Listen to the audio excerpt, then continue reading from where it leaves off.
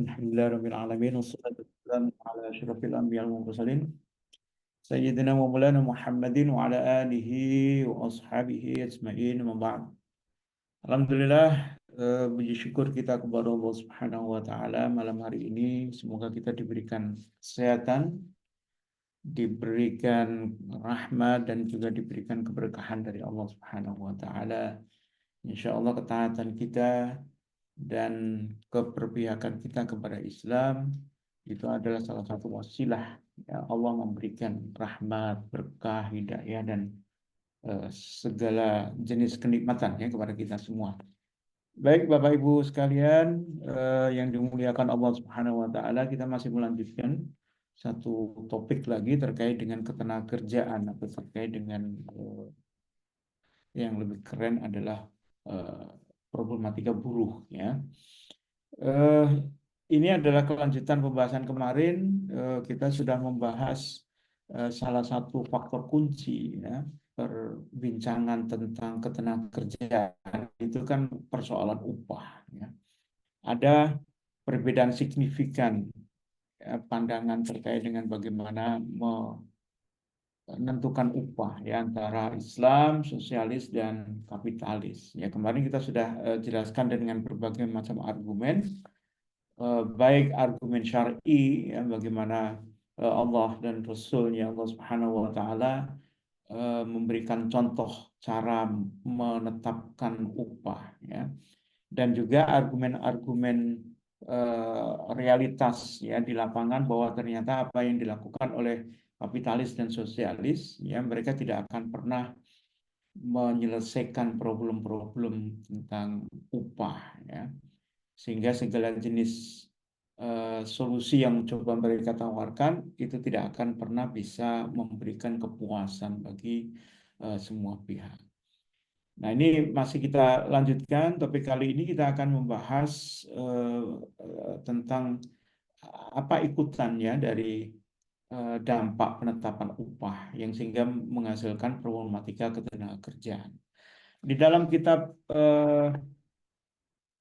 apa namanya Siasah Al-Iqtisadiyah Al-Musla ini ya, yang menarik adalah Syekh Abdurrahman Al-Maliki ini memberikan suatu kesimpulan yang menurut saya ini kesimpulan yang sangat berani atau sangat gagah untuk mengatakan bahwa Islam tidak pernah memiliki problem ketenagakerjaan ya. Tentu kesimpulan ini muncul dari keyakinan ya dan pemahaman yang demikian mendalam terkait dengan Islam, bahwa Islam tidak pernah memberikan problem ya. Islam itu pasti memberikan solusi ya, memberikan mu'allajah lima syakilil insan ya, untuk memberikan solusi terhadap problem-problem kemanusiaan. Jadi ketika Islam digunakan untuk memandang bagaimana peliknya ketenagakerjaan yang terjadi sekarang ini, maka seharusnya sebagai seorang Muslim kita harus bisa memberikan keyakinan bahwa kehadiran Islam di dalam dunia modern sekarang ini itu bukan sebagai pelengkap ya, tetapi kehadiran Islam itu adalah untuk menyelesaikan seluruh problem-problem yang ada. Mari kita sekarang bahas terkait dengan problem ketenagakerjaan yang oleh Syekh Abdurrahman Al-Maliki ini dikatakan Islam tidak akan pernah menghadapi persoalan-persoalan ini ya, karena dari sisi asasnya Islam memang tidak memberikan problem-problem ini, dan kita lihat bahwa justru problem ketenagakerjaan yang sekarang ini muncul itu karena asas yang digunakan di dalam sistem kapitalis maupun sosialis itu tidak mampu untuk memberikan memberikan hati yang tumakninah gitu kan, atau memberikan kepuasan secara akal maupun kepuasan secara nafsiyah. Baik Bapak Ibu sekalian, kalau kita perhatikan ya di dunia kerja, mungkin Bapak Ibu sekalian apapun latar belakangnya pasti kan bersentuhan dengan dunia kerja, baik sebagai owner ya kalau berbisnis ya. Termasuk meskipun sebagai ibu rumah tangga gitu, selalu kan bersentuhan dengan dunia tenaga kerja, ya, karena ini adalah muamalah yang sangat banyak dilakukan. Eh, Baik posisi kita sebagai owner perusahaan, pemilik perusahaan yang kita mungkin punya tenaga kerja, atau sebaliknya kita sebagai tenaga kerja yang bekerja di tempat lain, pasti eh, menghadapi banyak persoalan, ya. Yang persoalan itu bisa kita lihat melalui indikator konflik, ya, antara perusahaan dengan tenaga kerja. Ya, konfliknya banyak. Baik konflik itu menyangkut tentang upah, lalu menyangkut tentang upah yang tidak bisa memenuhi kebutuhan hidup sehari-hari. Ya, orang sering bilang eh, gajian tanggal 1, tanggal 7 sudah habis misalnya, ya. Ada konflik di situ. Lalu ketika ada konflik, kemudian ada kebutuhan minimum yang tidak terpenuhi, lalu muncul tuntutan-tuntutan yang lain, ya, tuntutan mogok kerja, tuntutan untuk mendapatkan hari libur yang layak, tuntutan cuti, ya. Apalagi kalau nanti berhadapan dengan buruh-buruh wanita yang tentu mereka menganggap punya hak, ya, untuk cuti ketika lahir, cuti ketika mengasuh anak, ya kan. Kemudian masalah makin muncul ketika suami istri bekerja, ya, dengan jam yang tinggi, ya. Kalau eh, Bapak Ibu sekalian pernah mengalami di Bogor, ya, katakan di Bogor bekerja, kita akan bisa mendapatkan betapa peliknya kehidupan sebagai pekerja itu. Eh, Warga Bogor yang bekerja di Jakarta itu jam 5, kadang jam 4 itu sudah berangkat dari rumah. Ya, ada yang subuhnya di jalan. Lalu mereka naik kereta sampai kantor jam 7. Jam 7 bekerja, baru pulang jam 5 katakan. Ketika jam 5 mau langsung pulang, nggak bisa karena khawatir maghribnya tertabrak, ya kan? Lalu nunggu, akhirnya sampai stasiun jam 7. Jam 7 perjalanan 2 jam sampai rumah jam 9, ya. Mungkin kalau ini dialami oleh keluarga muda, mereka bisa senang-senang aja, santai gitu kan. Keduanya berangkat berdua jam 5, lalu berdua pulang jam 9 sampai rumah, istirahat, ya. Tapi ketika keluarga itu sudah punya anak, anaknya bayi, ya, ditinggal, jadi problem tersendiri. Ya, ini problem ketenagakerjaan sekarang. Ketika eh, permintaan atau kebutuhan pekerja itu banyak, ya, sementara ketersediaan lapangan kerja itu sangat sedikit.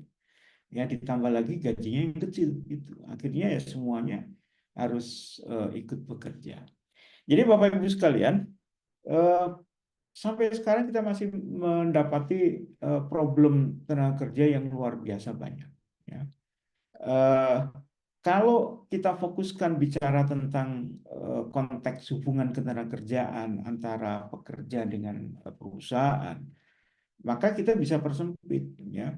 Salah satu problem yang menonjol pada masyarakat itu adalah perselisihan upah, ya. Kalau bicara perselisihan upah, ada dua hal yang sering menjadi perdebatan, ya, baik ini perdebatan antara buruh dengan perusahaan maupun juga perdebatan antara buruh dengan pemerintah atau juga bahkan di antara akademisi, ya, mereka mencoba untuk memberikan solusi atas problem-problem ini. Problem pertama apa? Upah minimum, ya, bahwa hampir di semua masyarakat kapitalistik, ya, termasuk di Indonesia, upah minimum itu menjadi sesuatu yang boleh dikatakan buah si malakama gitu, ya. Satu sisi, ya, seolah-olah upah minimum ini untuk melindungi pekerja. Dengan upah minimum ini pekerja akan bisa mendapatkan gaji atau upah yang mampu memenuhi kebutuhan minimum mereka. Dengan kata lain, dengan adanya upah minimum ini, pengusaha atau perusahaan itu tidak boleh memberikan upah di bawah upah minimum ini. Jadi seolah-olah ini untuk melindungi pekerja, ya. Tapi di sisi yang lain ternyata upah minimum ini juga memberikan problem tersendiri. Ya, nanti kita akan bahas. Kemudian yang kedua, dengan adanya upah minimum, ya, maka akan muncul juga ketimpangan upah, baik upah antara struktur gaji di masing-masing karyawan. Ya. Itu bisa jumlah begitu banyak, ya. Apalagi kalau isu di Indonesia dulu itu ada isu tentang ketimpangan antar etnis, gitu ya. Warga negara asing kalau bekerja di Indonesia gajinya luar biasa besar pakai dolar. Tapi kalau pekerja di dalam negeri atau warga negara Indonesia asli itu gajinya kecil, gitu, ya. Atau ada etnis tertentu di satu perusahaan itu dengan jabatan yang mirip, tapi gajinya jauh lebih besar. Kadang terjadi, ya, ketimpangan upah. Dulu kita sering mendengar kalau direktur-direktur bank-bank itu gajinya bisa sampai 100 sampai 200 juta. Belum termasuk bonus-bonus yang akan diberikan kepada mereka. Tapi di sisi lain banyak pekerja-pekerja yang dia itu memiliki upah mungkin cuma 2 juta atau 3 juta per bulan, ya. Dia punya 4 anak misalnya, ya. Maka ini yang tadi Ustadz Azhar di awal menyampaikan warning ini, ya, tanda bahaya ketika kelas menengah ini turun upahnya, ya. Eh, Kalau kelas menengah itu dia keluarga muda, mungkin nggak ada masalah karena kelas menengah itu kan gajinya sekitar 4 sampai 8 juta, ya, per bulan. Kalau keluarga muda nggak punya anak, itu bisa jadi nggak terpengaruh. Artinya, kalaupun turun gaji mereka, mereka masih mampu untuk memenuhi kebutuhan-kebutuhan hidup dia. Tapi ini akan terasa sekali untuk kelas menengah yang sudah mulai punya anak 2 orang, udah sekolah SD misalnya atau SMP, ya. Maka gaji 8 juta itu kalau turun, nah itu bisa langsung menjadi miskin itu, ya. 8 juta, anggota keluarganya 4 orang, berarti kan setiap orang itu 2 juta bagiannya. Nah, untuk sekolah saja, ya, itu sudah besar sekarang, ya, biaya sekolah, ya, SPP macam-macam, ya, transport dan sebagainya itu kan luar biasa besar. Jadi ada problem tentang ketimpangan upah. Nah, eh, Bapak Ibu sekalian, apa problem dari upah minimum ini? Ya. Jadi upah minimum tadi yang kita sebutkan, upah minimum ini kan upah yang didasarkan kepada kebutuhan hidup minimum. Ya. Eh, Maka kalau di suatu wilayah, ya, akan ditetapkan upah minimum, apakah itu provinsi atau kabupaten, ya, upah minimum provinsi atau upah minimum kabupaten atau upah minimum regional ditetapkan, mereka akan dihitung untuk berapa kebutuhan-kebutuhannya. Ya. Pangan misalnya dihitung kebutuhannya 2.100 kilokalori, ini dihitung tuh.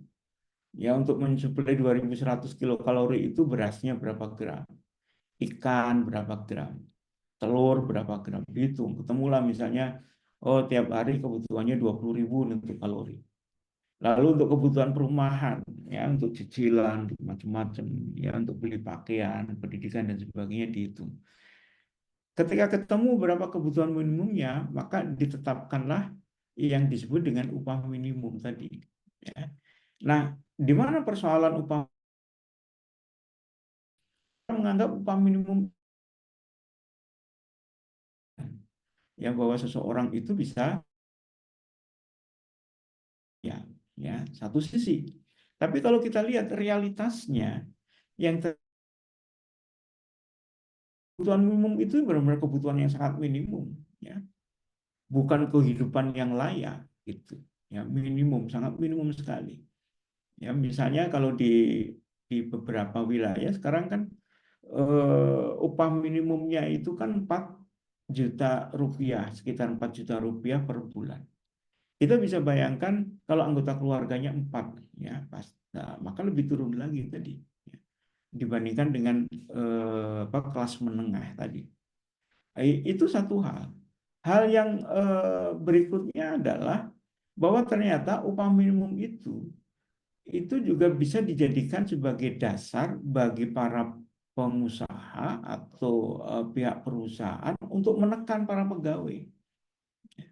Jadi yang para pegawai atau karyawan yang dia menuntut upah lebih tinggi dari itu, berdalih adanya upah minimum, maka posisi tawar dari buruh atau dari pekerja itu menjadi sangat minim. Ya. Dengan kata lain, akhirnya buruh itu harus menerima upah minimum itu. Padahal kita tahu upah minimum itu tidak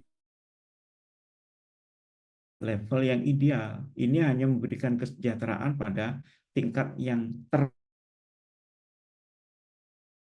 Apa maksud level yang paling bawah?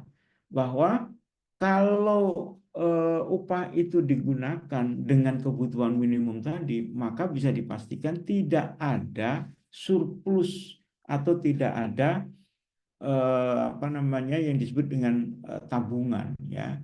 Pekerja itu menabung, itu tidak ada. Kalau pekerja itu menabung, maka di dalam konteks apa namanya ekonomi, maka para pekerja itu selamanya dia akan menjadi buruh saja. Dia tidak akan mungkin eh, naik levelnya dengan tabungan itu dia berinvestasi lalu mendapatkan keuntungan tambahan dari usaha ekonomi yang ada. Ya, jadi minum sampai kapanpun buruh ini bisa jadi ya tidak punya rumah, tidak punya kendaraan, ya kecuali kalau perusahaan memberikan fasilitasi atas rumah dan kendaraan yang ada. Karena memang tingkatnya paling rendah. Nah, inilah yang menjadikan orang-orang eh, sosialis memberikan kritik dan melawan konsep upah minimum yang diberlakukan di kapitalis, ya. Mereka membuat teori ya bahwa ketika upah minimum itu diberlakukan dan eh, para pekerja itu dia dipaksa untuk kerja dengan waktu yang maksimum bagi dia, ya. Jadi konsepnya kan kemudian dibenturkan dengan waktu kerja. Bagi pekerja dituntut waktu kerjanya itu maksimum. Dia harus bekerja eh, paling tinggi ya produktivitasnya. Ya misalnya minimum bekerja harus 8 jam. Ya kalau di Indonesia kan rata-rata 8 jam. Tapi upahnya minimum. Nah, ketika upahnya minimum lalu waktu kerjanya dipaksa maksimum, maka muncullah istilah di kalangan sosialis yang disebut sebagai surplus labor, ya, atau surplus tenaga kerja. Yang dimaksud dengan surplus labor ini adalah bukan kelebihan tenaga kerja, ya, tetapi yang dimaksud adalah surplus value, nilai dari tenaga kerja itu berlebih. Ketika seorang pekerja misalnya dia bekerja dalam waktu jam kerja 8 jam sehari, maka umumnya kalau mau dihitung ya eh, gaji yang dia terima itu bisa jadi levelnya sebenarnya gaji untuk 4 jam, tapi dia dituntut untuk bekerja 8 jam. Artinya 4 jam sisanya itu adalah surplus. Nah, pertanyaannya surplus ini ya atas produktivitas pegawai tadi atau karyawan surplusnya 4 jam itu siapa yang menerima? Karena gajinya sudah dipangkas, gajinya sudah minimum, maka surplus ini menurut orang sosialis dinikmati oleh para pemilik perusahaan atau pemberi kerja. Jadi 4 jam. Maka kita akan bisa melihat tadi di awal kita sampaikan ada yang namanya ketimpangan, ya. Ketimpangan itu di antara para pekerja terjadi, juga terjadi ketimpangan antara pekerja dengan orang yang memberikan kerja atau pemilik perusahaan. Kenapa? Karena pemilik perusahaan secara akumulatif dia menerima keuntungan atas 4 jam kerja dikalikan dengan sejumlah buruh yang dia pekerjakan. Nah, inilah yang ditentang oleh sosialis. Sosialis mengatakan ini pekerja ini sudah memberikan produktivitas yang tinggi, mestinya setiap penerimaan atas produktivitas mereka itu pun diterima oleh pekerja. Nah, sementara kapitalis menggunakan konsep upah minimum sehingga kelebihan atas kerja yang diberikan oleh para pekerja itu kemudian dinikmati oleh para pemberi kerja. Ini yang disebut dengan surplus, ya. Jadi apa kesimpulannya? Kesimpulannya adalah kapitalis ini, ya, sistem kapitalis ini memberikan berhadapan dengan problem-problem ketenagakerjaan yang kita bisa pastikan problem ini tidak akan mungkin bisa terselesaikan. Ya. Karenanya kemudian kapitalis memberikan solusi. Ya. Yang solusi itu didasarkan kepada prinsip-prinsip kapitalis mereka, ya. Kita tahu ada prinsip kapitalis itu ada khuriyatul milkiyah, kebebasan milkiyah, ya, bahwa setiap orang itu bebas memiliki, ya. Maka mereka merasa tidak bersalah ketika mengambil hak kaum buruh, ya. Kemudian ada kebebasan berusaha, khuriyatul amal, ya. Mereka bebas berusaha apa saja mereka boleh, dan menggunakan standar upah minimum. Ya, upah minimum ini menjadikan standar mereka untuk mengatakan bahwa buruh itu sudah mendapatkan hak yang layak untuk hidup di dalam masyarakat. Nah, tapi ini ternyata nggak cukup gitu. Problem ini masih ada muncul. Ya. Nah, karenanya untuk meredam problem-problem ini, lalu kapitalis mencoba memberikan tawaran pada kaum buruh agar beban kaum buruh itu bisa menjadi lebih ringan. Ya, misalnya dengan program perlindungan buruh, ya, bahwa mereka mengatakan buruh itu dilindungi kok. Mereka tidak dibiarkan dalam kondisi miskin. Tapi hak-hak mereka itu diakomodir. Apa saja hak berkumpul.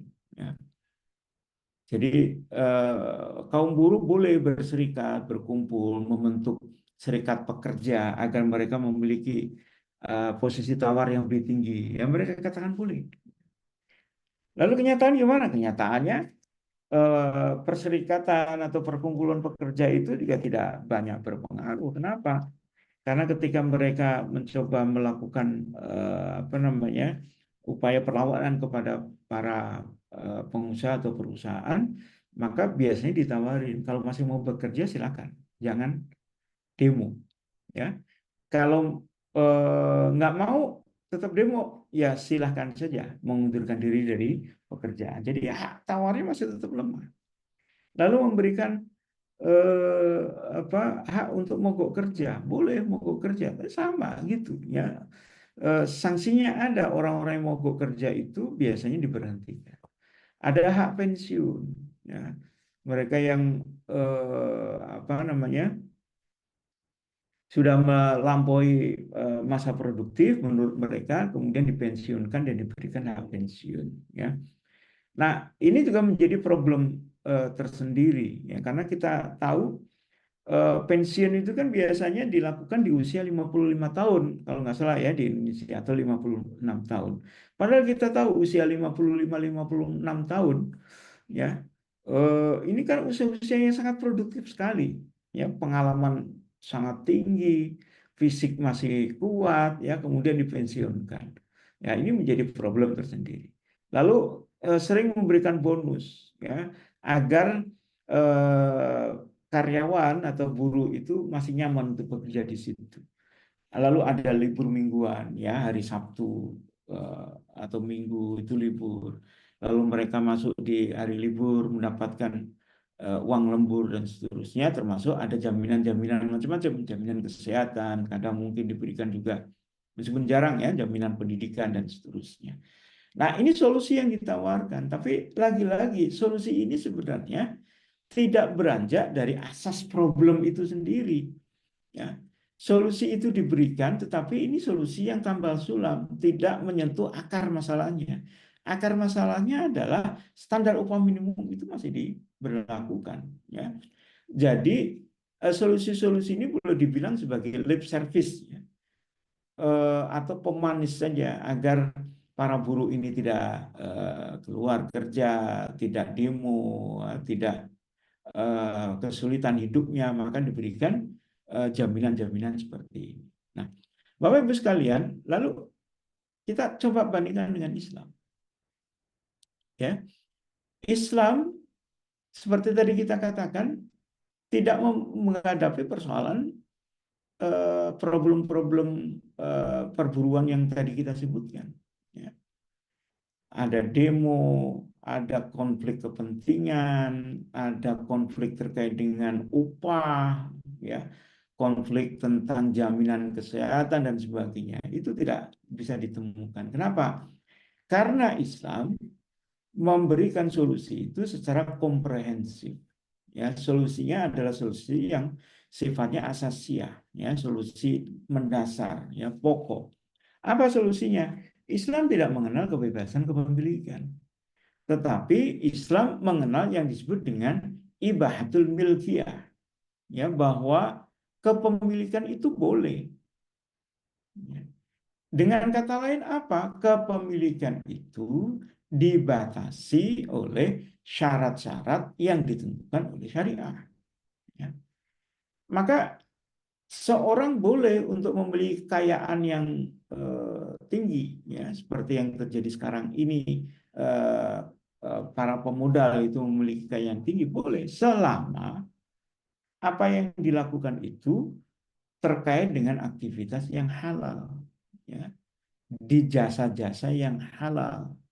Tidak boleh ada eksploitasi, tidak boleh ada sektor-sektor yang diharamkan yang digunakan untuk menumpuk kekayaan, gitu kan? Lalu kebebasan berusaha, ya, khuriyatul amal ini diubah. Tidak ada kebebasan beramal dalam Islam. Yang ada adalah ibahatul amal, boleh beramal. Ya, apa yang dimaksud dengan boleh beramal? Setiap orang boleh melakukan aktivitas apa saja selama jasa yang diberikan itu adalah jasa yang diperbolehkan. Ya, lalu standar upah minimum, ya, kita sudah bahas di pertemuan sebelumnya. Ini kita tolak standar upah minimum ini. Ya, kita ganti dengan apa? Bahwa upah itu ditentukan berdasarkan jasa atau manfaat setiap pekerja. Jadi tidak boleh upah itu diberikan di bawah, ya, manfaat yang sudah diberikan. Ya, manfaatnya tinggi tapi upahnya rendah. Ya, tidak boleh dipatok semua orang harus upahnya sekian. Ya tentu harus apa, distandarkan dengan manfaat. Ya, manfaat pekerja itu rendah maka upahnya rendah. Ya, manfaatnya tinggi maka upahnya tinggi. Jadi tidak didasarkan kepada upah minimum, mau manfaatnya besar atau tinggi, yang penting upahnya itu, ya, setara dengan upah minimum yang sudah ditetapkan oleh pemerintah. Ya. Nah, Bapak Ibu sekalian, lalu bagaimana tentang hak buruh? Ya. Bagaimana cara Islam untuk memenuhi hak-hak buruh? Maka Islam akan memberikan solusi yang sifatnya komprehensif. Kalau dalam sistem kapitalis, hak buruh itu menjadi kewajiban apa namanya para para pemberi kerja atau pemilik perusahaan. Maka tadi muncul kan pensiun harus ditanggulangi oleh perusahaan. Kalau ada yang sakit, perusahaan harus memberikan jaminan. Lalu mungkin tadi itu kalau dia punya anak, maka kebutuhan pendidikan itu harus distandarisasi dengan dalam upah minimum dan seterusnya. Semua dibebankan kepada pengusaha atau pada perusahaan. Nah, lalu bagaimana dalam Islam? Di dalam Islam, kita mengenal di dalam struktur ekonomi masyarakat tidak hanya hubungan antara buruh dengan perusahaan, tapi ada negara. Dan negara di dalam Islam bukan sekedar sebagai institusi yang memberikan regulasi seperti dalam kapitalis. Kalau dalam kapitalis, negara perannya hanya menetapkan upah minimum saja, gitu kan, dalam konteks ketenagakerjaan. Ya, tidak ada apa namanya, tidak ada upaya dari negara untuk memberikan jaminan. Ya, misalnya jaminan hari tua. Nah, negara seolah-olah melakukan, tetapi dari mana sumber jaminan hari tua itu? Ya dari buruh sendiri, mereka harus iuran. Perusahaan harus bayar jaminan hari tua. Lalu kesehatan, nah dibentuklah BPJS. Ini tuh. Ketika BPJS diberlakukan, dari mana sumbernya? Sumbernya lagi-lagi dari masyarakat atau dari staf. Gitu. Lalu staf ini dipungut. Kalau staf ini dia tidak sanggup, lalu ditanggulangi oleh perusahaan. Jadi lagi-lagi kembali kepada perusahaan. Nah, lalu bagaimana dalam Islam? Dalam Islam, hak untuk berkumpul itu dibolehkan. Islam boleh setiap orang itu untuk memiliki organisasi, ya, memiliki jamaah, ya, kuntum khair, maaf, walakum minkum ummah, ya. Dan hendaklah ada di antara kalian itu adalah ummah. Ummah ini adalah jamaah, organisasi, ya, yang itu dalam Islam diperintahkan bahkan, ya, dalam satu kondisi ketika jamaah itu adalah sesuatu yang wajib untuk ditunaikan karena ada kewajiban di sana, maka jamaah itu juga bisa menjadi wajib gitu. Jadi intinya berkumpul tadi yang itu diberikan haknya oleh orang-orang kapitalis dalam Islam itu juga diperbolehkan. Tapi ada yang berbeda. Tentu berkumpulnya atau berserikatnya orang-orang termasuk buruh di situ harus di dalam kepentingan yang dibolehkan oleh syariah. Ya. Maka kalau aktivitas itu adalah aktivitas yang tidak diperbolehkan oleh syariat, maka aktivitas itu tidak boleh untuk dilakukan. Misalnya apa? Ketika organisasi buruh ini, ya, dibentuk dalam rangka menggantikan tugas negara, ya. Ya ini apa? Untuk memberikan jaminan kesehatan, untuk bernegosiasi dengan perusahaan dalam apa namanya perkumpulan, ya, maka hal semacam itu tidak boleh dilakukan. Kenapa?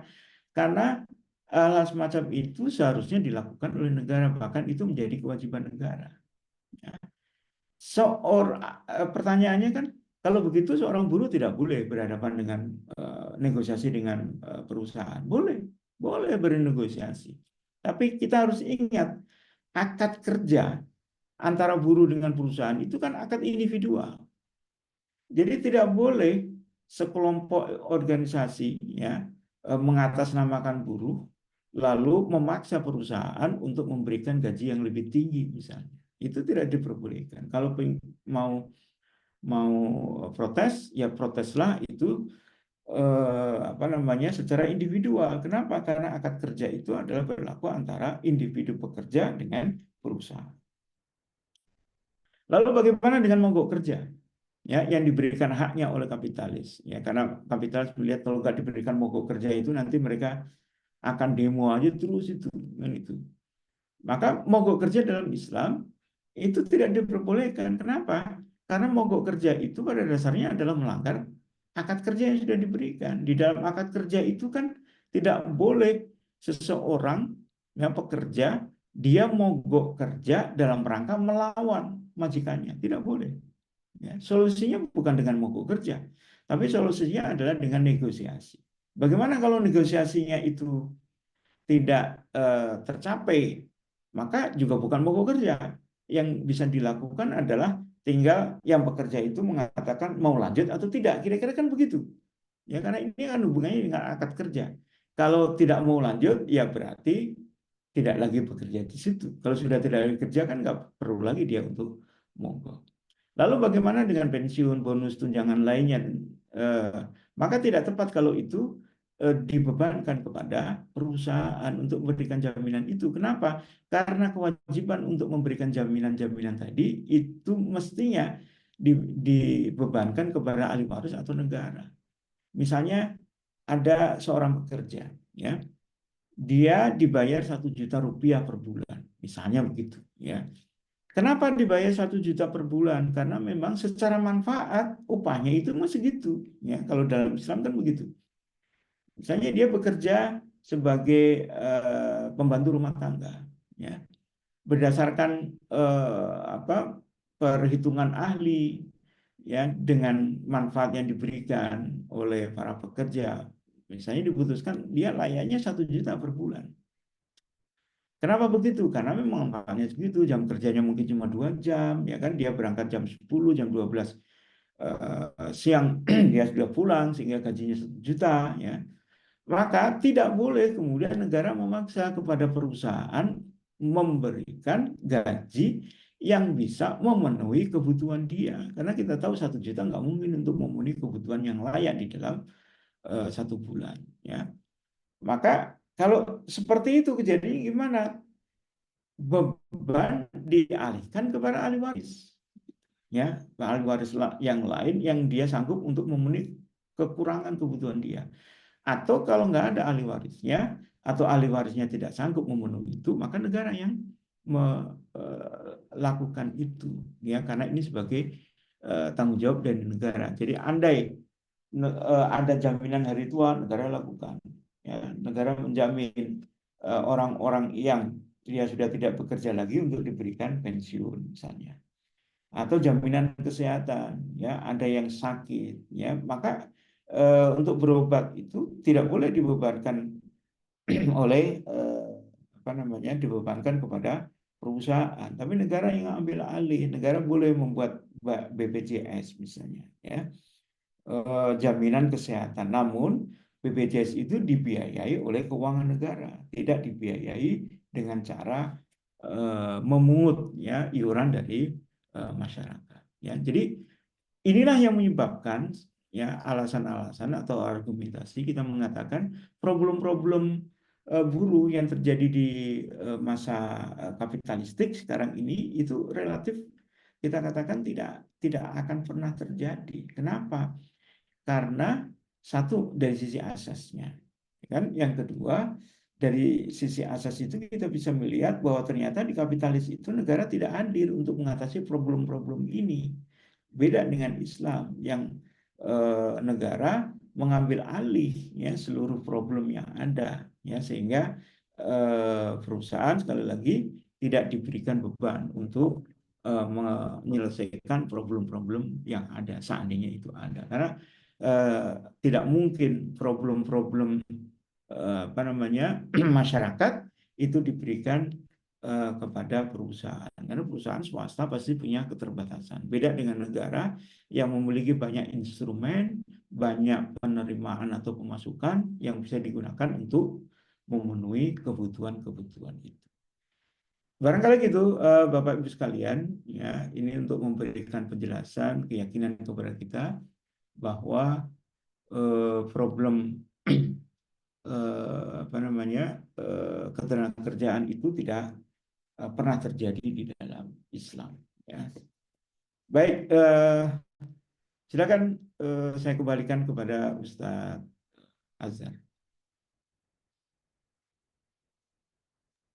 Ya, alhamdulillah.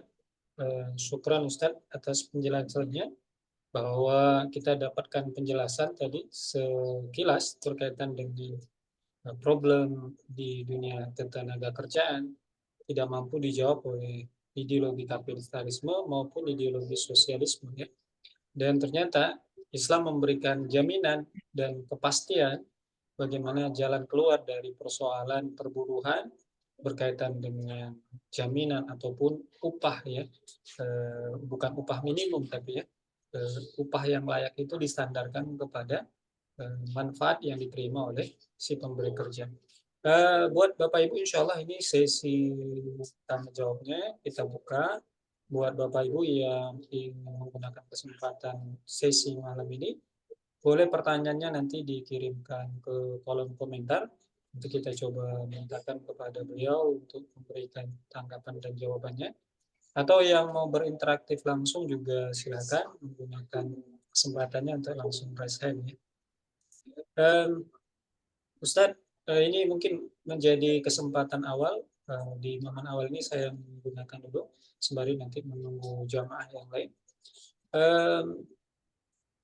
Ada satu pertanyaan tadi yang memang dijamin oleh Islam terkait dengan upah tadi, Ustaz. Bahwa kapitalisme memberikan standar upah itu melalui upah minimum berdasarkan kebutuhan di regional tertentu, kita katakan begitu. Nah, sedangkan Islam itu berdasarkan manfaat yang diterima. Nah, ini agak subjektif, Ustaz. Mungkin bagi sebagian orang, apakah semacam ada alat ukur untuk menentukan besaran manfaat itu, ataukah ini kan bisa jadi kemanfaatan itu bisa dalam bentuk jasa atau bisa juga dalam bentuk barang. Nah, apakah tidak subjektif juga nanti ternyata manfaat yang diterima oleh pemberi kerja, harga barang itu ternyata lebih mahal mungkin ya. Jadi agak lebih subjektif juga kalau nanti mungkin sebagian orang menganggap kalau manfaat yang dijadikan standar berarti nanti manfaat setiap barang itu nggak sama. Cangkul mungkin nggak sama dengan laptop mungkin bagi sebagian orang. Ini agak lebih sulit juga ini untuk menjelaskan. Kira-kira bagaimana penjelasan yang lebih sederhana, Ustaz? Baik, agar sederhana Ustaz, kita ambil contoh kalau harga barang dulu. Ya. Sama pertanyaannya, harga barang itu subjektif, betul kan? Kalau eh, harga itu ditentukan antara satu individu penjual dan satu individu pembeli, subjektif sekali. Ya. Ada pembeli yang dia merasa begini, barang ini bagus sekali, ini saya suka sekali, berapa aja deh harganya saya beli gitu, kan gitu kan? Itu unsur subjektif. Ya, upah juga sama kalau kita bicara tentang manfaatnya. Untuk mengukur nilai manfaat itu subjektif sekali kalau itu dilakukan antara pemberi kerja dengan karyawan, staf atau pemberi ini. Ya. Ada pemberi kerja yang bilang begini, dia suka sama orangnya ini, ya udah saya kasih aja gaji 20 juta, gitu ya. Seneng sama orangnya, ya. Padahal bisa jadi senengnya itu nggak ada kaitannya langsung dengan manfaat. Ya hanya senang saja orang ini jujur, orang ini apa namanya kerjanya bagus, ya kan. Eh, Tidak pernah telat, ya. Tapi kan tidak pernah telat, tidak dia jujur kan sebenarnya nggak ada kaitannya langsung dengan manfaat, ya. Tapi karena dia suka, maka dia bisa kasih gaji. Nah orang yang sama, dia gaji dengan 5 juta misalnya, kan subjektif sekali. Ya, ini bicara tentang subjektivitas, ya itu betul. Ya. Dan alat ukurnya apa? Alat ukurnya ya kalau berdua itu ya subjektivitas, gitu kan? Yang bisa terukur dengan baik, bisa juga tidak. Ya, kalau orang sudah suka ya pada sesuatu, ada preferensinya yang sangat tinggi sekali, maka alat ukurnya jadi bisa jadi nggak berlaku, gitu. Tadi misalnya mau beli barang gitu kan, kalau sudah suka sama barangnya, dia mau beli berapa aja bisa jadi gitu. Misalnya mobil antik gitu, ya. Mobil antik, dia lihat suka gitu. Padahal eh, kalau itu diperspektifkan oleh misalnya pengusaha rongsokan Madura misalnya, lihat mobil antik ini ya harganya paling 5 juta kan gitu. Dia akan hitung mobil antik itu dari sisi apa? Dari sisi berapa timbangan besinya, karena dia nanti akan jual itu kan besinya itu berapa kilo. Berbeda dengan orang yang suka, meskipun ini sama-sama rongsokan, orang yang suka bilang ini kalau saya modif, saya perbaiki, wah bisa bagus sekali, maka dia bisa beli dengan jauh lebih mahal. Itu subjektivitas, ya. Kalau sudah subjektivitas, alat ukurnya iya masing-masing orang. Nah, tapi di luar itu kita akan dapatkan masalah harga, ya. Orang uh, akan bicara, sering orang berbicara begini, waduh saya ditipu nih, waduh apa namanya, eh, saya dapat harga kemahalan nih. Pertanyaannya, dia bilang kemahalan atau kemurahan itu apa tolok ukurnya? Tolok ukurnya adalah harga pasar, kan gitu. ya, harga pasar yang berlaku. Ya, meskipun selisih 5 rupiah saja dia bisa bilang sebagainya. Kalau secara subjektivitas kan 5 rupiah itu berapa diukur di harga pasar, orang bisa bilang, waduh, ini saya ke kemahalan nih ya, harganya. Sehingga muncullah alat ukur yang disebut dengan harga pasar. Gitu. Nah, bagaimana dengan upah? Sama. Upah itu ada harga pasarnya, ya. Itu pasti akan terbentuk gitu. Orang memandang sekelompok orang atau sebagian besar orang memandang terkait dengan manfaat itu. Ya, misalnya pertanyaannya tadi itu kan kalau saya menyebut tadi upah pembantu rumah tangga 1 juta. Pertanyaannya siapa yang menentukan 1 juta? Ya. Lalu kalau kita berikan 1 juta kita bilang pas ini, nggak kemahalan, nggak kemurahan. Siapa yang menentukan itu? Yang menentukan kan harga di masyarakat. Mungkin bisa di komplek. Kita sering bertanya, kalau bayar ini berapa sih? Saya sih bayarnya 1 juta. Kalau berapa? 1 juta. Semua 1 juta. Berarti kemudian muncullah yang disebut dengan harga pasar itu 1 juta. Kan gitu. Nah, harga 1 juta ini adalah hasil penilaian masyarakat terhadap manfaat yang diberikan oleh pembantu rumah tangga. Gitu. Nah, maka muncullah penilaian objektivitas yang dinilai oleh sebagian besar masyarakat. Ya, jadi ini yang kemudian menjadi dasar, bukan upah minimum. Kalau upah minimum, apa hubungannya orang bekerja dengan kebutuhan minimum dia? Kan nggak ada hubungan. Bekerja ya bekerja. Kebutuhan minimum itu soal lain, ya kan? Karena disebut dengan kebutuhan minimum pun itu lagi-lagi subjektivitas. Ada yang upah itu nggak sesuai juga. Kenapa? Karena gaya hidup dia gitu, ya kan? Eh, Misalnya orang nggak bisa begini. Saya kan tinggalnya di Bogor, kerjanya di Jakarta. Mestinya transportnya itu kan saya naik mobil. Gitu. Naik mobil dari Jakarta ke Bogor atau dari Bogor ke Jakarta itu berapa? Ya, bensinnya minimum 100.000, tolnya 100.000. Saya di, di, di Bogor ke Jakarta, tolnya aja udah 100.000 itu bolak-balik. Eh, Lalu 200.000. Lalu kemudian dia maksa. Saya kalau kerja 25 hari sebulan, berarti untuk transport aja 5 juta. Misalnya begitu. Kan nggak bisa gitu, nggak bisa dikaitkan.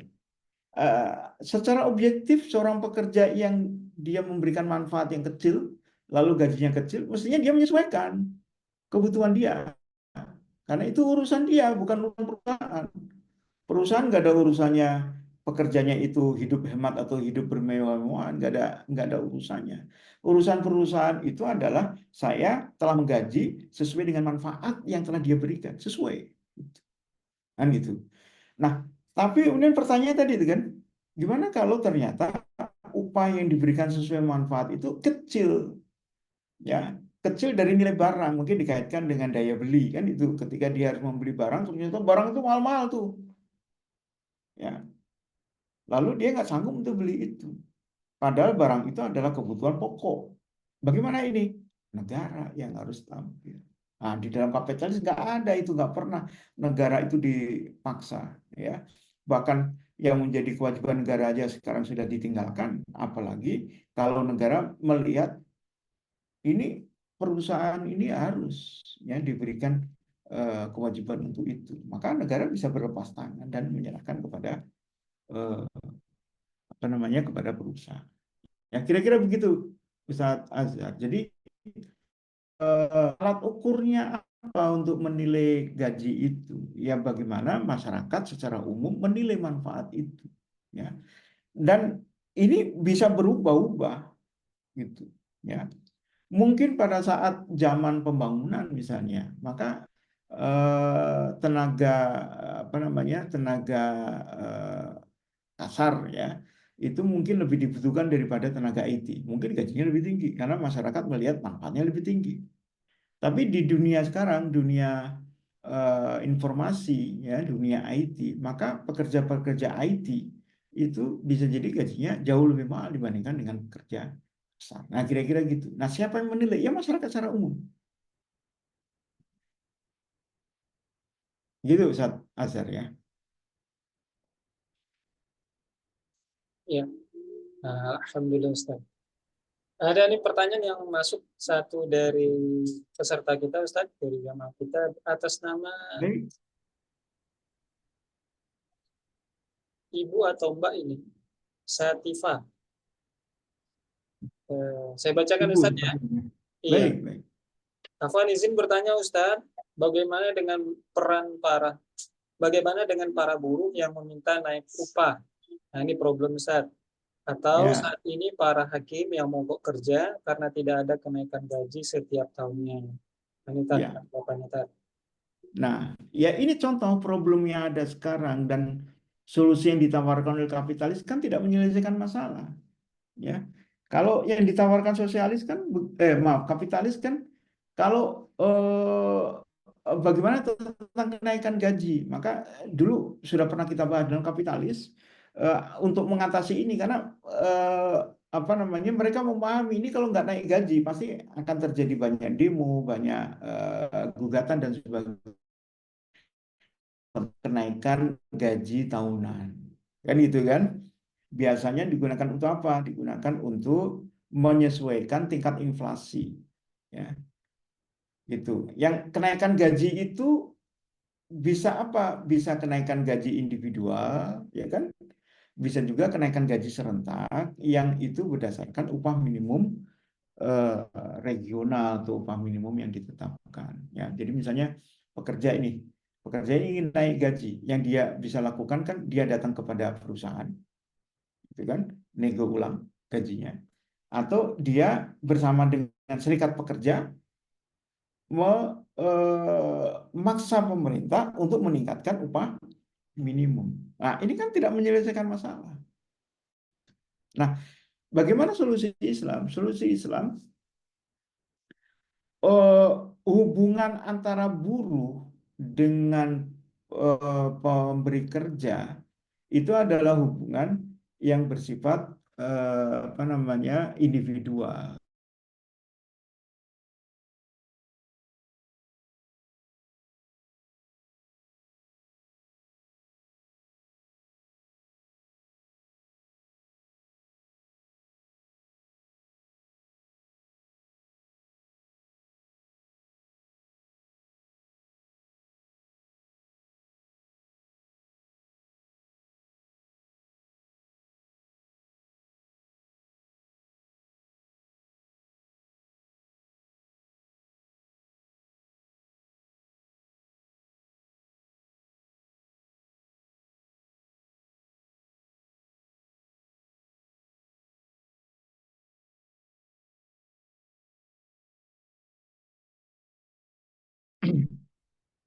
Assalamualaikum Bapak Ibu sekalian.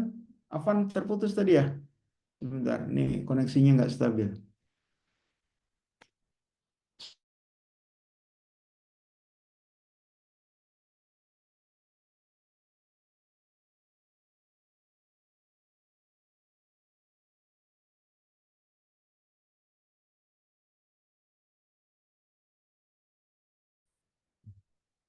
Sudah lancarkah? Sudah Tat? Baik, sampai mana tadi ya? Solusi Eh, Islam. ya, jadi ketika kita bicara Islam, maka harus difahami bahwa eh, hubungan ketenagakerjaan itu sifatnya individual karena akad itu individu, nggak ada akad namanya akad jamaah, itu nggak ada. Ya, satu orang perusahaan, misalnya satu perusahaan berakad dengan seluruh karyawan secara jamaah, nggak ada gitu. Yang ada adalah setiap karyawan berakad dengan apa, perusahaan masing-masing. Nah, di dalam akad itu kan ditentukan beberapa syarat-syarat yang ada, termasuk ditentukan di situ gaji. Jadi dengan kata lain, gaji itu gaji itu adalah eh, menjadi apa namanya, kesepakatan kedua belah pihak, itu satu. Yang kedua, ada jangka waktu. Jangka waktu itu kesepakatan, ya. Maka dengan adanya jangka waktu itu, sebenarnya di dalam Islam itu tidak ada namanya bekerja yang terus-menerus seperti pegawai negeri itu. Tidak mungkin dikeluarkan, tidak mungkin di PHK gitu. Kalau pegawai negeri kan aman gitu ya. Sebenarnya tidak ada itu. Yang ada itu adalah setiap jangka waktu tertentu diperpanjang. Misalnya, oke, bekerjanya setiap bulan, maka bulan berikutnya sebenarnya otomatis itu diperpanjang, diperpanjang, perpanjang. Dengan kata lain apa? Akhir bulan pemilik perusahaan itu boleh mengatakan, mohon maaf ya, bulan depan kita tidak bisa melanjutkan lagi apa namanya kontraknya. Artinya terjadi pemutusan hubungan kerja. Pertanyaannya, boleh nggak pemutusan hubungan kerja dalam Islam? Hukumnya boleh, karena semua akad itu boleh untuk diputus, ya, asal itu sesuai dengan jangka waktu yang ada. Kalau jangka waktu sebulan, mestinya sih setiap bulan itu bisa dilakukan pembaruan akad. Termasuk di dalamnya adalah gaji. Jadi kalau tadi pertanyaannya adalah apakah boleh seorang pekerja itu meminta kenaikan gaji? Tentu hukumnya boleh. Kenapa? Karena dalam jangka waktu umumnya di Indonesia setiap bulan itu sebenarnya adalah terjadi akad baru terus gitu. Hanya karena tidak ada permintaan kenaikan gaji dan sebagainya, itu dianggap akadnya ya diperpanjang otomatis sesuai dengan akad sebelumnya. Pekerja minta, ya boleh, ya. Tapi kalau eh, pemilik kerja gimana atau perusahaan gimana? Boleh juga untuk menolak. Kalau yang satu minta, kekeh minta, yang satu kekeh tidak mau memberi kenaikan, lalu tidak tercapai kesepakatan, apa yang terjadi? Ya berarti nggak terjadi akad lagi, akadnya putus kan gitu. Akad itu kan harus ada ijab kabul, kan gitu ya, harus ada posisi baik pekerja maupun perusahaan secara kebalikan menerima dan meminta dan menerima, kan itu. Dan kemudian disepakati berdua. Nah kalau ujrohnya atau upahnya nggak disepakati, minta kenaikan nggak diturutin, lalu pekerja bilang ya kalau nggak dinaikin saya nggak mau, gitu. Ada ungkapan nggak mau, ya berarti putus kontrak, kan gitu. Nggak sepakat lagi. Tapi kalau minta naik, perusahaan kemudian menaikkan, berarti kontrak baru dengan upah yang baru. Nah, kira-kira begitu ya. Lalu bagaimana dengan hakim? Nah, ini persoalan berbeda kalau hakim ini. Hakim di dalam Islam itu kan sebenarnya apa namanya? Pejabat pemerintah, ya. Dia qadhi itu. Yang qadhi itu nanti tentu mekanismenya tidak sekedar mekanisme apa namanya tenaga kerja, di situ upah, kalau nggak sesuai upahnya nggak mau bekerja, nggak begitu di dalam Islam. Karena qadhi ini amanah di dalam Islam kan gitu, ya, bukan urusan administratif. Seseorang ketika menerima apa namanya amanah untuk menjadi hakim, ya, di dalam Islam itu tidak kemudian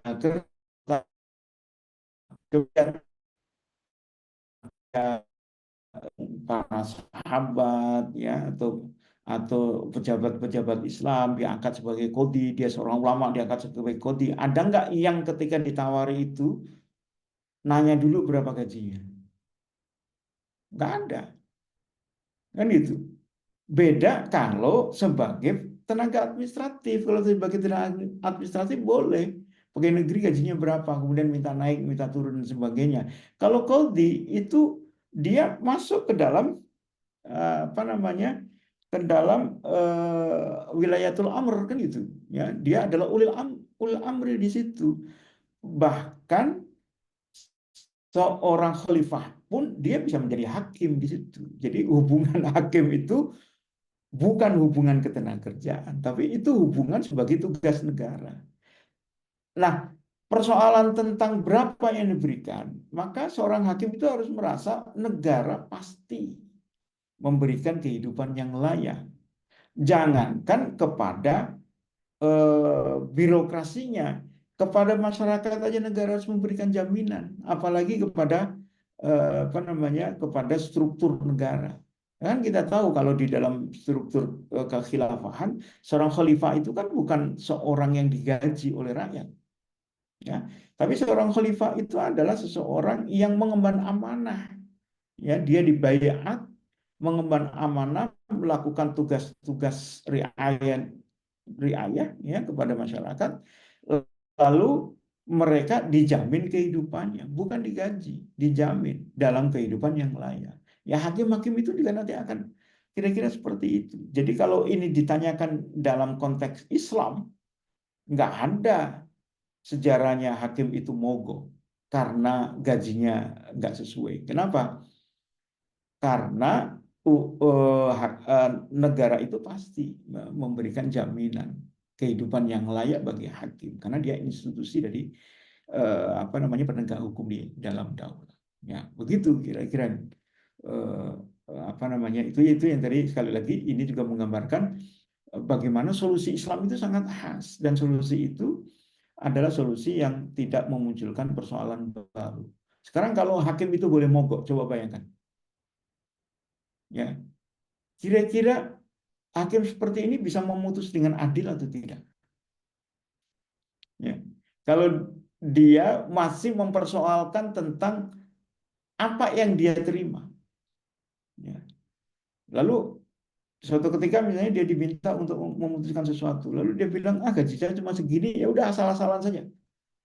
Itu kan berbahaya gitu. Jadi seorang hakim ya ketika dia melaksanakan tugas itu dasarnya adalah bukan sekedar akad ketenagakerjaan, tetapi yang lebih penting di situ adalah hakim itu menjalankan amanah dari negara. Dia bagian dari negara. Mestinya hakim yang seperti ini tidak mempermasalahkan gaji, ya. Ya kita juga tahu sejarah dalam Islam kadang-kadang ada hakim yang kehidupannya pas-pasan, ya. Banyak juga khalifah yang kehidupannya pas-pasan kan gitu. Eh, tapi mereka tidak mengeluh terhadap itu, ya. Tidak mengeluhkan terhadap kehidupan yang pas-pasan itu, ya. Yang mereka prioritaskan adalah bagaimana bisa menjalankan amanah, ya, untuk memberikan keadilan di tengah-tengah masyarakat. Kira-kira begitu Ibu eh, Satifah ya. Itu Ustaz Azhar.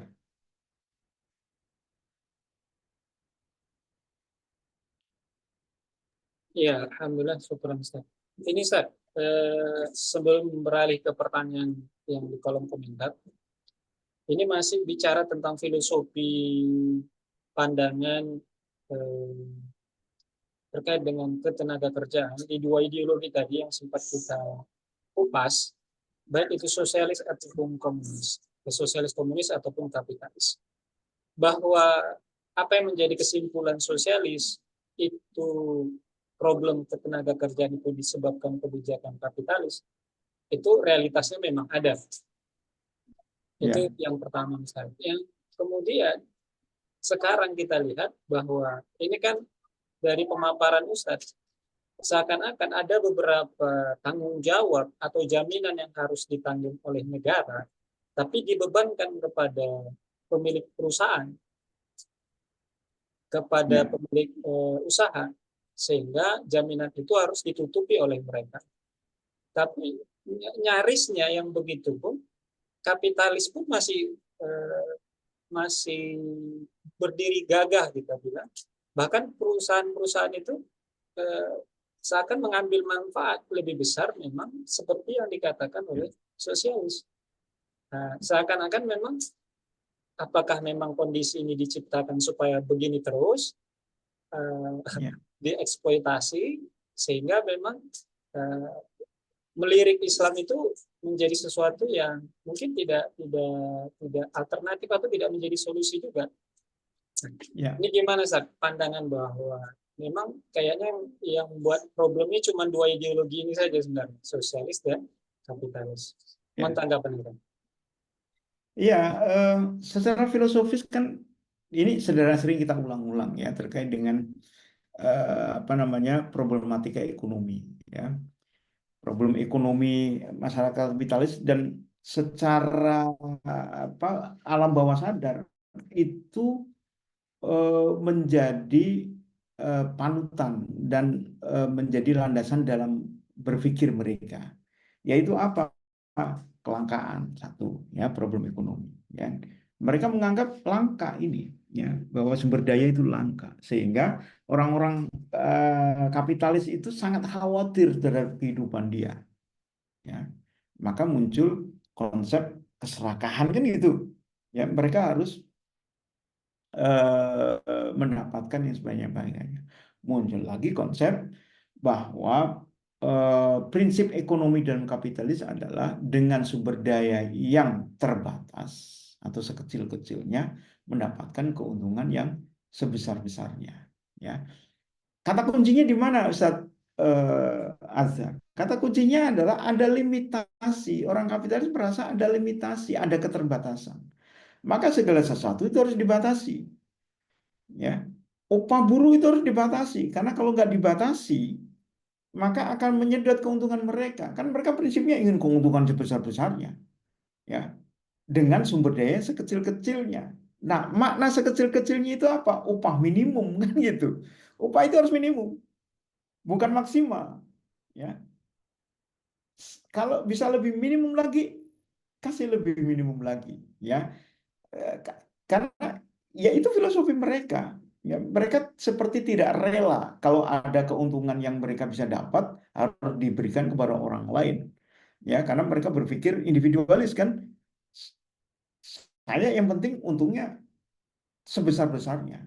Tetapi bagi orang lain yang sekecil-kecilnya. Makanya tadi itu sumber daya sekecil-kecilnya itu di dalamnya maksudnya adalah kalau berbicara upah, ya upah itu ya sekecil-kecilnya agar untuk mendapatkan keuntungan yang sebesar-besarnya. Ya, ini kan menjadi problem, ya. Sehingga apa? Sekalian masih ini ya, Ustaz, masih lancar? Agak putus-putus ya? Bentar. Lancar tak? Udah lancar sekarang ya? Nah, tampilan di saya berubah. Baik, saya lanjutkan. Jadi, eh, ketika pun kapitalis memberikan beberapa solusi ya untuk mengatasi itu, ya. Jadi ketika eh, upah itu dilimit, pasti kan gejolak di apa di buruh itu kan besar sekali, ya. Maka untuk mengatasi gejolak itu diberikanlah itu tunjangan-tunjangan itu kan. Ada tunjangan pensiun, ada tunjangan kesehatan, ada apa namanya cuti kerja macam-macam. Itu kan untuk mengecilkan apa namanya problem yang ada. Hanya karena masih sama-sama filosofinya itu adalah agar bisa dapat untung sebesar-besarnya, oke, maka dalam pandangan mereka, ya, apa yang diberikan tambahan itu bonus macam-macam itu juga bonus sampai level pekerja tidak bergejolak, gitu, ya. Makanya seringkali kadang-kadang begini, yang penting kasih bonus deh, gitu, ya. Maka 1%, 1%, 2%, gitu kan. Yang penting bonus. Bahkan yang penting bonus itu bukan dilihat dari omset, bonus itu selalu di keuntungan. Artinya kalau bonus itu diberikan dari keuntungan, kan kapitalis pasti dapat untung karena nggak mungkin bonus itu melebihi keuntungan yang ada, gitu. Coba bayangkan dengan Islam, ya, ketika seorang pekerja melakukan pekerjaan berkontrak, ya, dengan perusahaan, ya. Kalau perusahaan itu dimiliki seorang muslim yang pola pikirnya adalah bukan untuk mendapatkan keuntungan sebesar-besarnya, tapi untuk memberikan keadilan kepada pekerja, maka perusahaan ini akan dengan rela membayar pekerja dengan gaji lebih tinggi sesuai dengan manfaat yang diberikan, meskipun keuntungannya tipis bagi dia, kecil gitu. Jadi nggak berupaya ini gimana caranya ya, saya dapat karyawan yang manfaatnya besar, tapi gajinya bisa kita atur. Nggak ada pikiran begitu, ya. Ini memang agak aneh mungkin kalau bagi orang kapitalis, ya. Ibaratnya eh, kalau ada orang manfaatnya itu layaknya digaji 20 juta, ya digaji 20 juta, gitu. Eh, Paling yang dilakukan adalah negosiasi. Dan itu sifatnya individual boleh.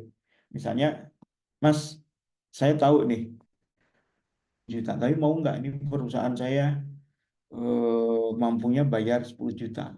Kemudian karyawan itu bilang, ya udah nggak apa-apa Pak, saya kerja di sini. Deal. Tapi kan dasar untuk menentukan 10 juta atau 20 juta kan bukan upah minimum, tapi kan berdasarkan manfaat dan kemampuan eh, memberi gaji. Beda dengan kapitalis. Kalau kapitalis kan ketika ada orang bekerja sudah bilang begini, Pak, standar gaji kita adalah 5 juta. Karena upah minimumnya adalah 4.600.000. Kita berikan kelebihan 400.000. Mau kerja atau tidak? Kan gitu. Ya kan? Tidak lagi bicara tentang dia manfaatnya tinggi atau tidak, tapi sudah bicara ini upah minimum ini sekian, maka kita akan berikan sesuai dengan upah minimum itu, kalaupun ditambahin sedikit, mungkin bonus tadi, ada tunjangan macam-macam. Nah, kira-kira gitu Ustaz Azhar ya. Ya. Jadi setidaknya eh, drama apa yang dilakukan oleh para pengusaha seakan-akan ditekan oleh negara, padahal sebenarnya mereka lah yang mempertahankan eksistensi sistem ini, Ustaz. Ya, Seakan-akan. betul. Ya. Oke, Ustaz. Ini ada pertanyaan. Saling bersimbiosis. Negara juga memanfaatkan negara untuk membuat pola-pola tertentu. Sebenarnya kalau mau tunjangan kesehatan yang diberikan itu ya jauh lebih minim. Coba BPJS ya, nggak semuanya tercover. Lalu bagaimana ada orang yang misalnya sakit jantung gitu? Pertanyaannya siapa yang menanggulangi? Perusahaan ya pasti pakai BPJS. BPJS nggak mau nanggulangi jantung kan gitu ya. Nah, maka negara itu berlindung di bawah upah minimum kan gitu ya kan. Sementara perusahaan juga berlindung di upah minimum juga yang dilakukan oleh negara. Jadi ini saling saling saling bersimbiosis lah. Gitu. Jadi tidak ada riwayatnya dalam negara kapitalis itu melindungi secara tuntas ya tenaga kerja itu tidak ada. Gitu Ustaz. Iya. Mungkin sebagai catatan tambahan, perusahaan-perusahaan besar di nasional ternyata punya para pejabat juga rupanya, Ustaz. Ya apalagi gitu. Iya. Itu kan disebut dengan oligarki Iya. kan gitu. Ya kalau dulu adalah bertemunya pengusaha dengan apa namanya penguasa dalam satu tubuh ya, sekarang lebih parah lagi itu sudahlah dia penguasa dan dia pengusaha yang oligarki itu, yang bidang bisnis dia semua bidang bisnis dikuasai oleh dia. Ah itu lebih parah lagi. Oke, Ustaz. Kita balik ke pertanyaan yang sudah masuk dulu, Ustaz. Jadi sepertinya Baik. kepada fikih ini, Ustaz. Ini beliau bertanya dari Ibu Rin, ya, Bu Rin. Mohon maaf, ini Ya. Rino apa Rina, kurang tahu nih ya. Mohon maaf kalau penggunaan apanya namanya. Ustadz izin bertanya, kalau cuti kemudian dipotong gaji, bolehkah? Atau misalnya ada yang kaitannya, jika ada pencurian di toko, kemudian yang punya toko membebankan kerugian pada penjaga ya. Apakah boleh, Ustadz? Ya. Mohon tanggapan Ustadz. Baik, yang pertama tentang cuti. Ya ini tentu tergantung dari kesepakatan di dalam akad kerja itu. Secara umum, seorang majikan itu tentu harus memberikan apa namanya? Jadi hubungan ketenagakerjaan itu juga jangan jangan hubungan yang sifatnya materi semata gitu. Ya, dalam hubungan ketenagakerjaan ada juga hubungan kemanusiaan. Maka idealnya, ini kita bicara ideal ya. Idealnya itu kalau ada seorang pekerja minta izin untuk nganterin anaknya sakit, lalu cuti, ya nggak usah dipotong lah gitu, ya gitu. Jadi jangan jangan terlalu kaku lah kita membuat akad itu, ya. Tapi kalau misalnya di dalam perjanjian itu, karena pekerjaannya ribuan gitu, kalau nggak diatur nanti orang akan mudah untuk cuti, misalnya kalau nggak dipotong, nah, boleh gitu kan sepanjang itu rasional, ya. Misalnya disampaikan bahwa gajinya itu begini, untuk cara menghitung gajinya itu dengan begini, ada gaji pokok, ada gaji ini dan sebagainya. Nah, mestinya eh, apa namanya rasionalnya itu kalau ada seorang bekerja yang dalam Islam disebut sebagai ajir khas, ya, jadi pekerja tetap, maka ada instrumen gaji pokok. Maka gaji pokok ini jangan dipotong gitu, ya. Maka yang dipotong itu adalah hal-hal yang memang kita melihat ketika dia tidak hadir dalam satu hari, manfaat itu ada yang hilang, ada yang berkurang. Maka kita boleh untuk memotong itu. Misalnya apa? Ketika dia nggak masuk, ya maka tunjangan makan misalnya itu itu bisa dihilangkan, dipotong di situ. Karena dia nggak masuk. Kalau nggak masuk kan nggak ada kewajiban kita untuk ngasih makan kepada dia, gitu kan? Atau transport. Kalau dia nggak masuk kan nggak ada biaya transport yang dibebankan kepada perusahaan, maka dipotong di situ. Jadi kalau seperti ini para pekerja, bukan hubungan yang sifatnya saklek gitu. Apalagi sudahlah dipotong di menit ya, maka hak dalam satu hari hilang misalnya. Itu kan nggak masuk akal. Setelah 1 menit, maka tunjangan-tunjangan makan, transport dan sebagainya hangus misalnya. Kan nggak masuk akal. Kenapa? Karena namanya telat itu juga seringkali bukan karena unsur apa namanya dipengaruhi oleh tenaga kerja itu, ya kan banyak faktor lain kan macet, hujan, macam-macam gitu, ya. Pokoknya saklek nggak ada alasan 1 menit telat kan gitu, ya. Jadi kalau kita pun memberikan sanksi, ya berikan sanksi-sanksi yang rasional kan. Kenapa? Karena telat 1 menit itu kan sebenarnya tidak berpengaruh dalam kinerja dia. Dia tetap bekerja 1 hari karena hitungannya kan hari, bukan hitungannya 8 jam kali 60 menit atau 480 menit.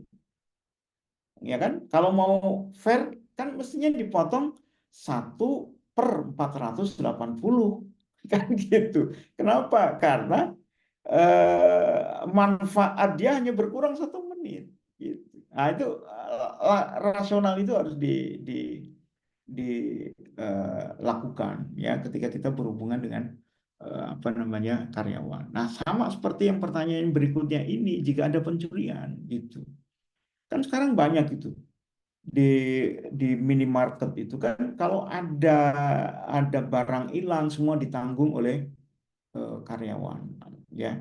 Nah, untuk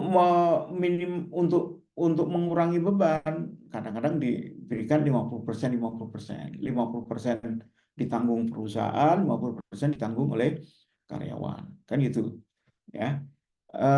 Ada kecurian, ada kerugian, uang selisih dan sebagainya. Seringkali diberikan apa namanya resikonya itu kepada karyawan. Maksudnya kelihatannya bagus. Maksudnya itu kan agar karyawan bertanggung jawab, agar karyawan itu tidak teledor, agar karyawan itu teliti dan sebagainya. Maksudnya bagus, ya. Tetapi ya kalau kalau kita perhatikan, ya maka filosofi ini muncul karena pemilik perusahaan sebenarnya masih belum percaya kepada karyawan. Betul kan gitu? Ini karyawan kelihatannya nggak teliti nih. Maka untuk itu dikasih kayaknya sering teledor nih nggak bisa jagain eh, apa namanya pelanggar customer gitu sehingga pencuriannya ada. Lalu dibuatlah kalau kecurian itu harus ditanggung mereka. Kan begitu ininya. Nah, kalau dalam Islam gimana? Kalau dalam Islam bahwa karyawan itu adalah wakil kita. Akadnya wakalah. Harusnya yang melakukan transaksi jual beli, misalnya kalau kita bilang karyawan di supermarket tadi ya, atau di minimarket itu, eh, karyawan itu mewakili penjual atau mewakili pemilik minimarket itu untuk apa? Melakukan transaksi jual beli. Di dalam Islam namanya wakil, ya, maka resikonya itu bagi orang yang diwakili. Gitu. Resiko. Resiko hilang, resiko kerusakan, macam-macam. Itu resikonya ada di orang yang diwakili. Dia tidak boleh menumpahkan resikonya itu kepada yang mewakili. Ya. Dia diminta untuk mengantarkan uang. Di tengah jalan uangnya jatuh tanpa sengaja, hilang. Maka gimana ini? Harusnya pemiliknya itu dia akan mengatakan, ya sudah, nggak usah diganti. Ini karena nggak sengaja. Kecuali kalau sengaja. Jadi dengan dasar hukum wakalah di dalam Islam, maka ketika di toko itu ada pencurian dan pencurian itu bukan disebabkan karena kesalahan dari eh, karyawan, maka mestinya tidak boleh itu dibebankan kerugiannya kepada karyawan. Kecuali kalau ternyata terbukti karyawan itu pada saat pencurian lagi tidur, gitu. Ya, tidur, pulas, meskipun 10 menit, ya, kemudian tiba-tiba ada pelanggan masuk, ambil itu, terus pulang dia ketahuan. Itu kan ada apa namanya kesalahan. Meskipun kesalahan juga harus dilihat tidurnya itu tidur sengaja tidur, ya kan, karena malas atau memang benar-benar karena capek. Nah, disinilah tadi itu unsur-unsur kemanusiaan, hubungan kemanusiaan itu harus lihat.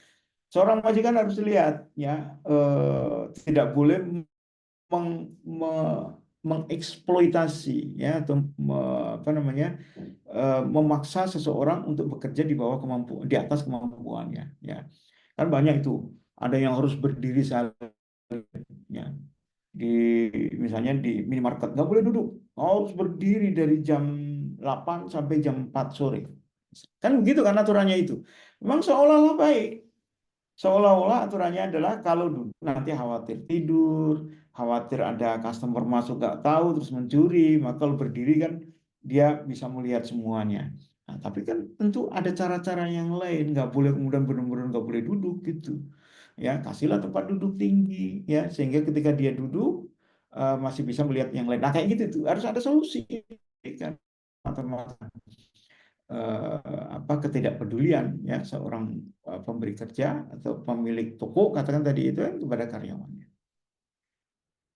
Begitu Ustadz Azhar, ya. Jadi tidak boleh kita memberikan beban seluruh kerugian atas aktivitas ya kepada karyawan kita, karena karyawan kita pada dasarnya adalah wakil aja bagi kita. Maka risiko itu ya bagi yang diwakili. Begitu Ustadz Azharnya Oke, untuk dua poin ini. ya. Syukran Ustaz. Eh, sudah ditanggapi ya Ibu atau Bapak ini kurang jelas tadi akun Ra ya, Rin ya atas nama Rin. Ustaz ini mungkin pertanyaan terakhir di kolom komentar. Sekalian nanti minta penutup Baik, masing saja. Terkait dengan penilaian gaji guru Ustaz. Ya mungkin beliau menilai ini dari ya. Pak Irul, status nasib guru honorer di negeri kapitalis hari ini, dan bagaimana pandangan Islam terkait dengan kesejahteraan guru. Nah, mungkin itu pertimbangan Ustaz. Mohon penjelasan Ustaz. Ya, tentu di dalam Islam harusnya tidak mengenal guru honorer. Honorer itu kan seperti begini.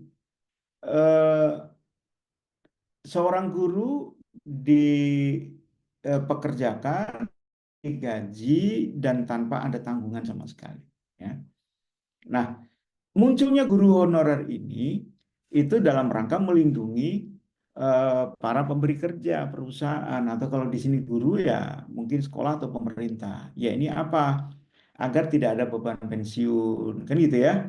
Tidak ada beban tunjangan macam-macam, namanya juga gaji honorer dan bisa diberhentikan kapan saja. Ya, itu munculnya gaji honorer di dalam sistem kapitalis kan begitu. Nah, sementara gimana dalam Islam? Tentu di dalam Islam eh, seperti yang kita jelaskan tadi, ya, kalau itu hubungannya antara swasta, ya, perusahaan dengan karyawan, misalnya di sini guru, ya, maka sebenarnya akadnya itu adalah akad yang dia ada temponya, ada waktunya, 1 bulan, 1 tahun, misalnya, ya, kalau gajinya 1 bulan ya 1 bulan dan setiap bulan itu akan diperbarui terus gitu, ya. Nah, Bagaimana kalau namanya guru yang dikontrak hanya 2 tahun saja, ya, maka ini bukan guru honorer, ya, dengan maknanya seperti sekarang ini, tapi ini adalah guru yang memang kontraknya terbatas. Kalau ini hubungannya antara apa namanya karyawan dengan swasta atau dengan perusahaan swasta itu boleh-boleh saja karena memang bekerja itu kan boleh ada jangka waktunya. Jadi guru di sini ya 2 tahun saja kan boleh gitu, ya. Namun berkaitan dengan apa namanya hal-hal lain sebagai jaminan atas guru itu yang di dalam konteks guru honorer itu ditiadakan, jaminan kesehatan, jaminan hari tua, jaminan pensiun dan sebagainya itu ditiadakan, maka dalam Islam tidak ada itu, tidak boleh ditiadakan. Kenapa? Karena negara mau dia itu gaji honorer, guru honorer atau tidak, negara harus memberikan jaminan, gitu. Ya, kalau dia jadi guru honorer nih, ya, lalu masa ininya 2 tahun, lalu setelah itu dia tidak dilanjutkan lagi sebagai guru honorer. Kalau dalam kapitalis, bagaimana pandangan negara? Negara kan santai-santai saja, ya, mengatakan, iya memang nggak ada kontrak lagi, ya udah selesai, ya silakan cari kerja sendiri, gitu kan. Tapi kalau ini dalam konteks Islam, negara kan akan memikirkan kalau dia diberhentikan selama 2 tahun, ada nggak lapangan pekerjaannya, kan gitu, ya. Sehingga negara harus memberikan lapangan pekerjaan agar warga negaranya itu bisa bekerja. Apalagi ini sebagai guru, yang guru itu dibutuhkan, ya, terus menerus, ya. Eh, Sehingga negara harus memprioritaskan ini. Guru itu bukan apa namanya karyawan yang dia itu bebas diganti kapanpun. Ya, kita masih ingat namanya guru. Guru itu kan semakin berpengalaman semakin bagus, ya. Jadi bagi negara jangan berpikir sesuatu itu adalah ekonomi saja. Kalau guru honorer itu akan memberatkan anggaran negara, gajinya akan lebih tinggi, ada pensiun dan sebagainya. Nggak boleh negara itu berpikir semacam itu. Negara itu pikir bagaimana caranya agar guru ini bisa betah bekerja. Karena makin betahnya dia bekerja, semakin tingginya pengalaman yang ada, maka dia bisa memberikan pengajaran kepada anak-anak dengan lebih baik. Kan begitu. Kalau ini dilakukan, maka insya Allah berpengaruh juga kepada kualitas pendidikan kita. Ya. Nah, jadi sekali lagi ini semakin membuktikan kepada kita, ya, eh, dari pertanyaan-pertanyaan tadi, contoh-contohnya tentang gaji guru, tentang tunjangan dan sebagainya, berikan contoh bahwa ya eh, apa kapitalisme itu, ya, negara dalam kapitalisme itu tidak mau untuk memberikan jaminan, ya, atas warga negaranya. Semuanya diserahkan kepada swasta. Karena memang teorinya kan begitu. Dalam negara kapitalis, negara tidak boleh turut andil di dalam persoalan ekonomi. Ya. Maka dalam persoalan ekonomi, negara tidak boleh melakukan apapun. Negara tidak boleh berbisnis, negara tidak boleh memberikan subsidi, negara tidak boleh memberikan jaminan atas kebutuhan ekonomi masyarakat. Ya. Itu memang tabiat dari kapitalisme. Dan sebagai apa namanya penutup, saat Azhar ini sekali lagi menjadi bukti bahwa Islam yang bisa memberikan solusi dengan caranya sendiri, dan ternyata setelah kita bahas cara yang dilakukan Islam itu bisa menuntaskan persoalan-persoalan yang ada di dalam sistem kapitalis, ya. Kapitalis tidak pernah bisa menjawab itu, ya, karena mana mana ada eh, apa namanya swasta diminta untuk memberikan jaminan kehidupan kepada masyarakat, itu kan nggak adil, nggak ada kemampuan masyarakat untuk itu, ya kan. Yang mampu untuk melakukan itu adalah negara. Maka tepat jika di dalam Islam negara lah yang wajib memberikan jaminan, begitu ya. Nah, karena itu pula Azhar, insya Allah di pertemuan berikutnya kita masuk di bagian kedua, jaminan kebutuhan, pemenuhan kebutuhan primer. Gitu, ya. Jadi setelah kita bahas tentang bagaimana aktivitas ekonomi masyarakat, gitu kan, lalu ternyata ada satu satu apa namanya, satu bagian, ya, persoalan, yaitu apa? Ketika aktivitas ekonomi masyarakat ini sudah berjalan secara syar'i sudah bagus, ya, tapi ada kemudian sebagian masyarakat yang tidak mendapatkan kue ekonomi secara baik. Pertanyaannya, siapa yang bertanggung jawab itu? Nah, untuk menjawab itu, maka nanti akan kita bahas bagaimana Islam mengatur tentang jaminan pemenuhan kebutuhan primer di pertemuan berikutnya, insya Allah.